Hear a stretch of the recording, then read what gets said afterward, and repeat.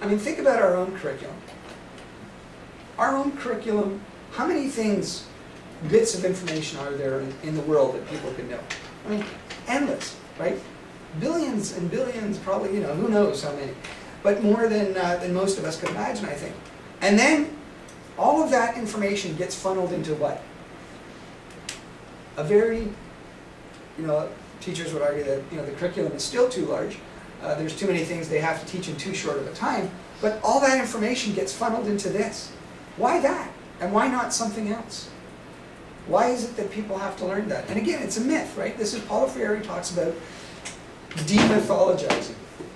And so, all of these myths that people tell us about schools and the culture of schools, we have to question, and we have to think, and rethink, and challenge, right? So you have to give grades. Why? People have to attend physical institutions like buildings in order to be schooled. Why? All of these things are myths. They're not truths. They've just become so ingrained in our culture that we now take them as facts.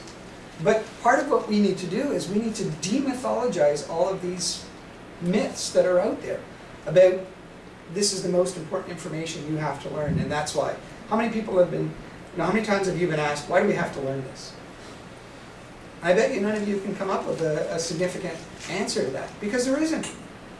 Why do you have to learn it? Because those who are in positions of power are forcing us to do it. That's the answer. There's no other reason why you have to learn this stuff.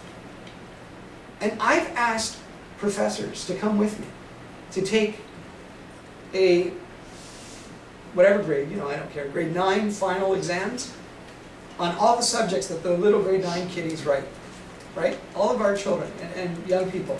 And write those exams with me.